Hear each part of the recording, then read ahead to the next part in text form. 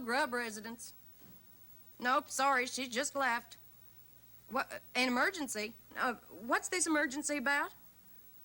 Who? Did what? Oh. Oh, no, please don't say it. Oh, no. License number? 799CBU. Right. Okay, we'll get the vehicle description and the license number broadcast to our units in the field.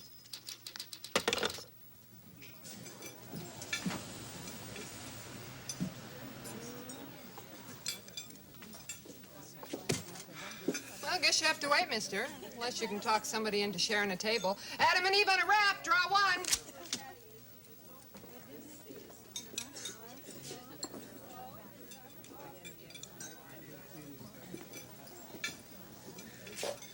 Excuse me, madam. No. Believe me, I have no ulterior motive. Then shove off. Madam, I simply wanted to sit Please, you're annoying. You sound just like my... Your ex-husband. Greetings, ex-wife. What's new on the Rialto? Oh, no. No, not today. I don't deserve this. Nonsense. You're modest as ever, Nell. Of course you deserve it. I'm a good person. I say my prayers every night. I give to the poor. I don't kick the dog anymore. Well, that's an improvement. Is your new husband as lucky as the dog? Speaking of dogs. Please, Nell.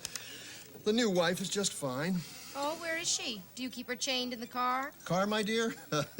After paying your divorce settlement, I drive a rebuilt Egyptian bicycle. Give me a corned beef on white, hold the mayo. Insight. Stories of modern man's search for meaning, freedom, love, insight. In every close human relationship, there are moments of tension and even of anger. This is especially true between husband and wife. So what do we do when we feel these negative emotions? We can suppress them, bar them from consciousness, refuse to feel them. But psychologically, this is very, very unhealthy. Anger can be denied, but it cannot be eliminated. It continues to move around our unconsciousness looking for a means of escape. Sooner or later, it's going to burst out, and the results can be devastating for ourselves or for someone we love. There's another reason, too, why suppression is unhealthy. We can get rid of one emotion, but by that very fact, we get rid of all emotion. We may suppress the anger, but by that very fact, we also suppress love and joy and playfulness and spontaneity. So what do we do? What do we do with these negative emotions? I think we can begin by admitting to ourselves how negative we really feel. And we can assume personal responsibility for those feelings, not blame them on somebody else. It's so much more honest to say, I'm very angry, than to say, you make me mad. But once we admit it, what do we do then? Is it possible to transform these emotions, to guide them along constructive paths, to make them vehicles of love? Why me? Please, go away and take poison. Oh, come on, stop pretending. You love seeing me, admit it. How long has it been, 2, 3 years? 4. What are you doing here anyway? Obviously the same thing you're doing. I'm en route to Westlake for our son's wedding.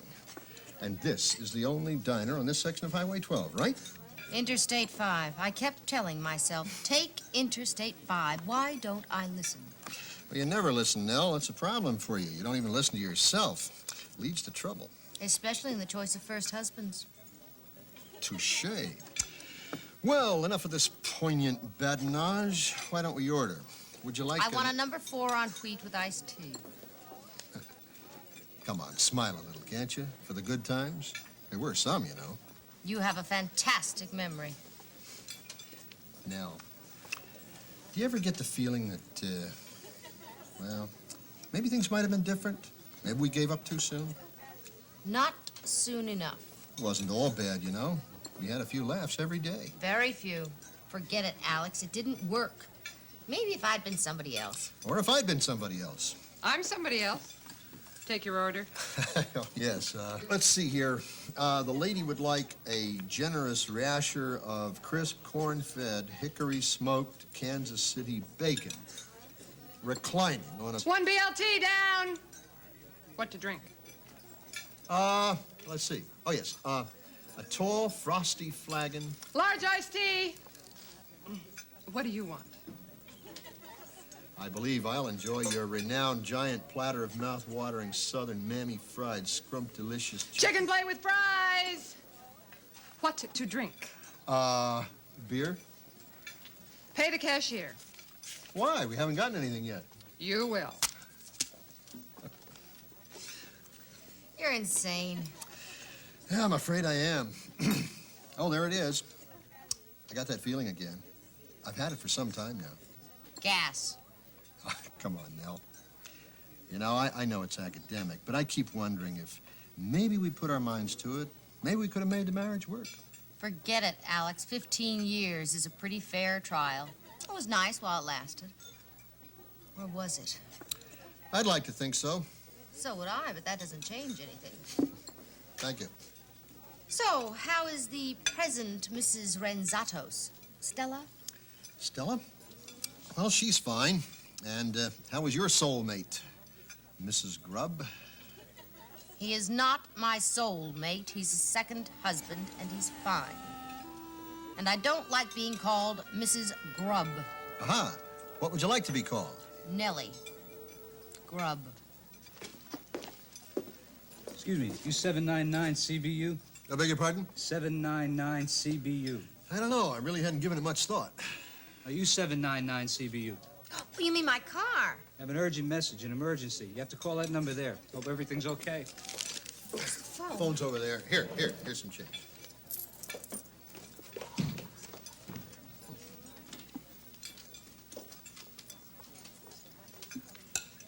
Cop giving you trouble? Oh. No. No, Augusta. Everything's fine. Or it's gonna be fine. You slick, talky fellas. Never know if you're putting a girl on or not. Say, I bet you're something. Well, thank you. Thank you very much. How's the fried chicken coming? Oh, doing just fine, mister. Just fine. Alex, it's terrible. He's gone. Vanished. Who? Steve. He's disappeared. Not a trace. They think it's a kidnapping, maybe worse. Who thinks? It's a bride. Mary Pat. And her mother, Mrs. Esposito. I just spoke to them. He's been missing since early this morning. But who would want to kidnap Steve? And better yet, why? Don't sit there and argue. You're the boy's father. Do something. I am. I'm waiting for my chicken. I'm starved. Have an hors d'oeuvre.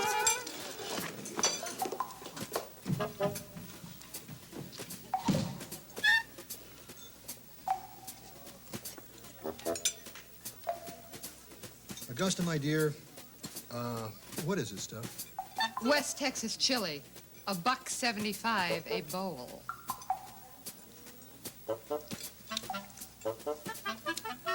It's tasty.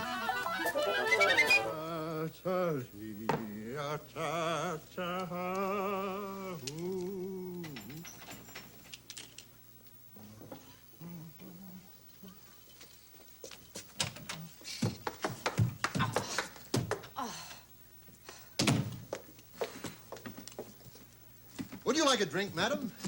You big goof-off. I called your room 3 times. Where were you? Down below, lurking in the fabulous Zebra Lounge. Just checking out the territory. I believe it. You know the bellhops are on strike in this motel. Didn't it occur to you that I might need some help? I was busy with a long shower and a change of clothes. West Texas chili doesn't travel too well in this hot weather.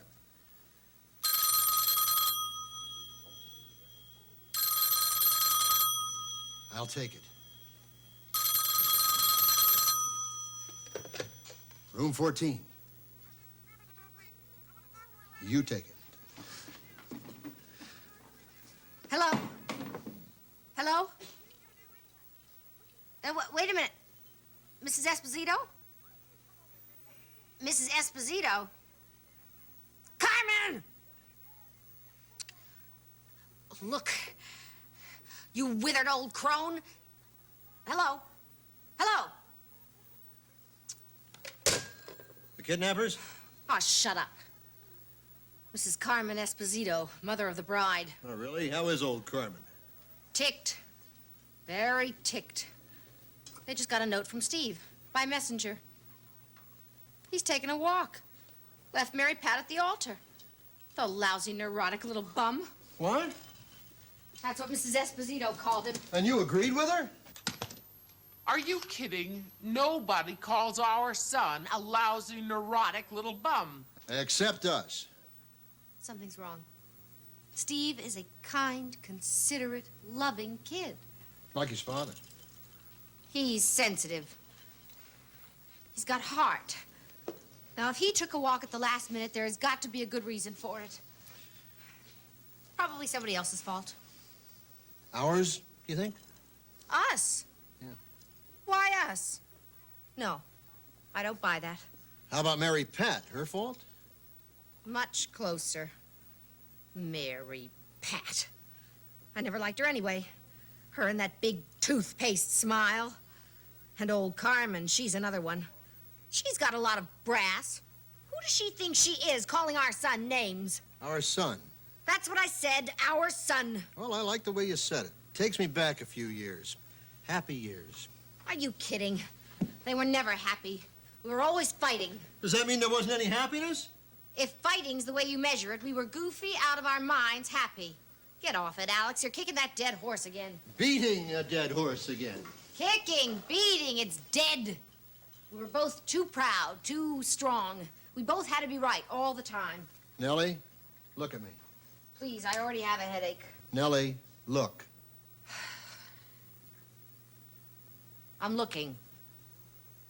There were good times, weren't there? Yes. Plenty of them. Right? Now, Nellie, I have a confession to make. Oh, my God, spare me. Not some 20-year-old sin. Oh, much more recent. I lied to you, Nellie, about Stella, the present Mrs. Rosado, as you say. Let me guess. She's pregnant. Legally, Stella was never Mrs. Renzado's. Alex the Fox. Super safe, never a risk, playing house without the benefit of clergy. It really wasn't all that exciting. Of course, I couldn't let you know that. My pride has delicate tissue. Anyway, Stella launched herself into my past some time ago. Long gone. And no replacement. I'll handle it. Alex Renzado speaking. I think it's for you. Old Iron Man Ronzados. Nellie Grubb here. Mrs. Esposito. Mrs. Esposito. Carmen! Knock it off. You sound like a Toscano fishwife. Now, what is it?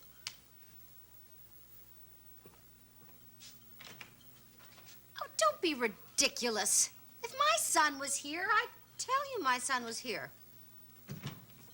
Now, look, you freaky Harridan, will you get off my case? I mean it, Carmen. Carmen, did you learn all those words in the convent? Yes, dear. I'll remember you in my prayers, too. Goodbye. Stephen? Hi, Mom. You lousy, neurotic little bum. You really that mad? No, Mrs. Esposito is. Oh. Hey, you took a big chance coming here. Yeah, well, I came up the back. You just burned a couple of bridges behind you. What's the plan now? Well, I thought I might go up to the lake for a few days to sort of think things out. Well, why'd you come back here? Well, I knew as soon as the news hit the fan, old Mom's Esposito would be screaming all over you. I didn't want you building up a case of guilt over the garbage I'm sure the ladies dumped on you. Well, you know, for a runaway bridegroom, You're a pretty exceptional kid. How could I miss? There you are, folks. Extraordinary parents. Tell me, what made you change your mind? Was it, your mother and me? Dad, you won't let go, will you? I mean, you still figure that your divorce really messed me up. Look, I'm sorry to disappoint you, and it may sound funny, but I never quite believed it. Do you know why? Because a long time ago, the two of you made a commitment to each other. You know, I kind of remember some of the fights you used to have. Should have sold tickets. They were real blitzbangers. But the two of you never really convinced me that you didn't care for each other. Whether you know it or not, I still think of you as husband and wife. Steve, your father and I have been divorced for a number of years now. Yes, and I've been thinking about it for a number of years. And that's how I finally got it straightened out about Mary Pat and her family. Compared them to you. Us? You. Mom, listen, you did a lot of screaming. God knows there were a lot of dishes broken. And there certainly was a lot of food thrown around the kitchen, but down at the bottom, there was always this feeling. It was a feeling of respect and trust and a whole lot of caring. And you were honest, and you really shared. And deep down, you weren't really trying to hurt each other. So it didn't matter if the whole neighborhood knew you were having a disagreement. She had nothing to hide. You know when your big trouble began? You stopped arguing. I remember. I don't know what the beef was about, but instead of blowing up as usual, Mom, you just shut off. You gave Dad the silent treatment. And Dad, you let it get away with it. 2 weeks. Then you split. All because you stopped being honest and upfront with each other. I mean, somebody must have told you that loud voices and harsh words were the sign of an unhappy marriage. And you believed them. My son, the marriage counselor. You still haven't answered your father's question. Why did you dump Miss Toothpaste? Yeah, Mary Pat. You know, the Esposito family, it's always trying to look good all the time for all the neighbors. They've forgotten how to be themselves. You know, I used to take Mary Pat on a date. I used to try to get Mary Pat to tell me exactly what she was feeling, even if she was mad. But she'd just back away. She wouldn't tangle. Mom, she wouldn't share that side of herself with me. She closed me out. I've never been accused of that. When I was around the Esposito house, everybody was always so polite and quiet, it's driving me crazy. And then last night, I woke up 3 o'clock in the morning, and it was clear. I said to myself, that's not like my family. I mean, it's an act. It wouldn't be a marriage. It'd be a fake.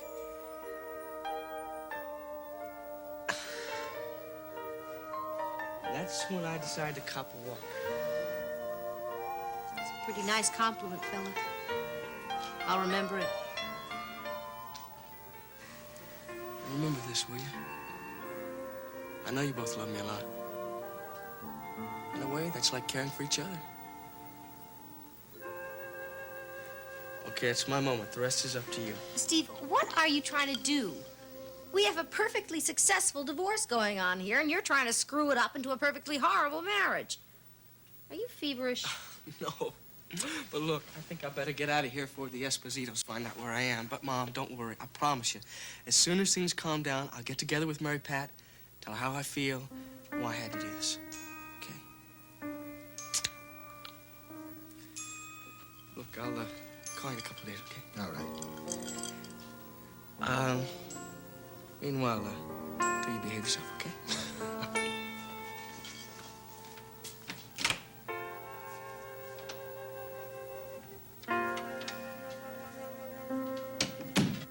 Well, that's that. I hear the call of the open road. Why don't you stick around for a couple of hours? No, I have things to do. Nell, you seem nervous, on edge. Why? That line Steve laid on us, is that it? Alex, it's been 4 years. We've gone separate ways, built new lives. Well, you must have had better luck than I. The interlude with Stella was a bad show. Oh? Why? Oh, it took a while, but I finally got it figured. You know what it was, Nell? In the final crunch, Stella didn't trust me enough to yell at me. Wasn't the same with Gordon. Gordon? Forget it. Well, come on, I leveled with you about Stella. Let's have it, Liebchen. Show and tell. All right, big ears. Gordon didn't know how to fight fair. There was no love in it for him, no joy. He was scared to death of anybody getting close to him. And so he fought. Not to clear the air or remove the barriers. He fought to drive me away. And when he fought, he aimed to hurt. A little of that goes a long way. After 18 months, I packed his bags and threw him out. Well, there's fighting, and there's fighting. Remember some of the wingdings we used to have? Unorthodox, but at least we were communicating. Remember the big scrap we had after the Farrells' anniversary party?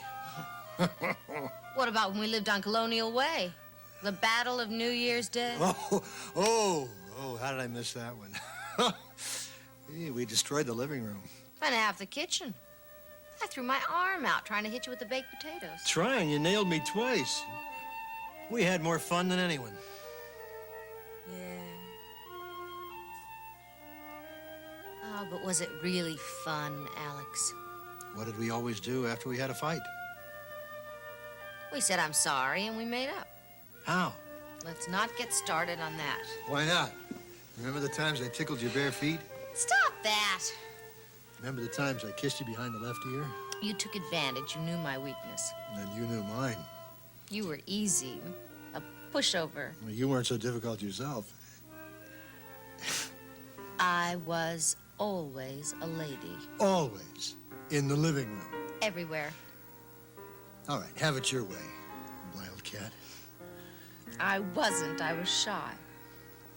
A lovable madcap. Primitive. Savage. I was a convent girl, a mouse. Reckless. Heart-pounding. Fierce. Volcanic. Bashful.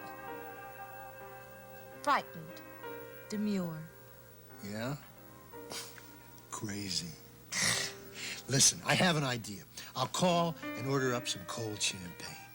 Can't. Room service is on strike. I'll hop down to the bar and bring it back myself.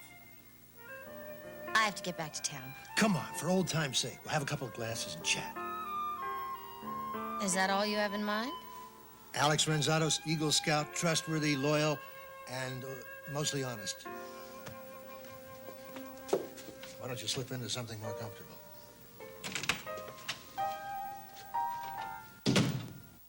Is he kidding?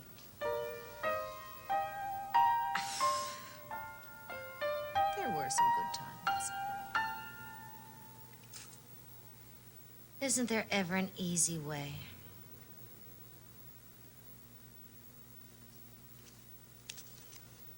Swinging singles. Downtown disco. Girls, girls, girls. Wednesday night amateur floor show. Fellas, why be lonely? Why be lonely? Men. Blech.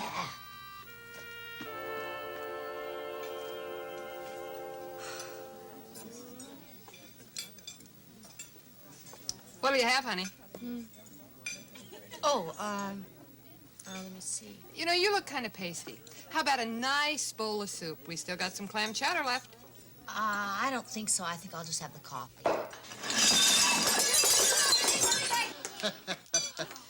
Sorry, ladies.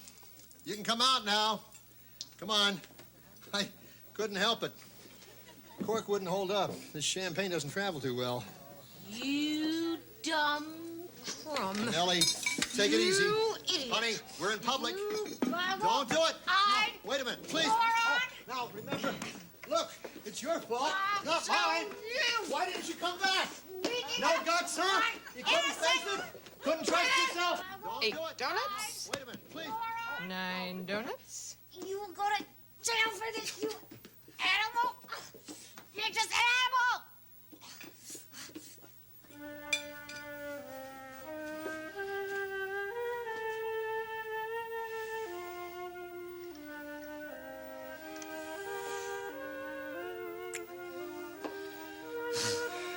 There.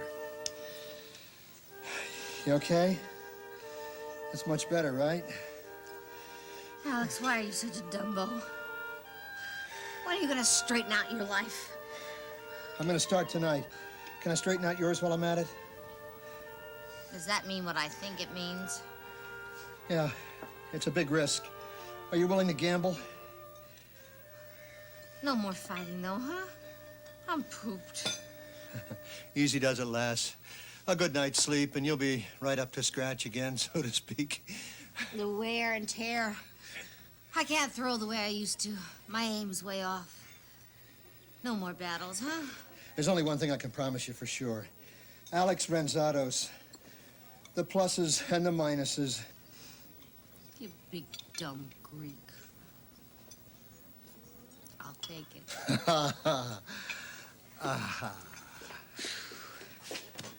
Say, you look kind of up for a change. Higher than a kite. Good. Then you won't mind this. $45. What for? You're looking at it. Pay the cashier. You wouldn't happen to have a couple of spare 20s on you? I'll One. look. That's all I need. 20. Sure you want to drive back to town tonight? What have you got in mind? Well, there's a neat little motel down the street. Free ice. Color television. Let's head for the city. It's cheaper to fight at home.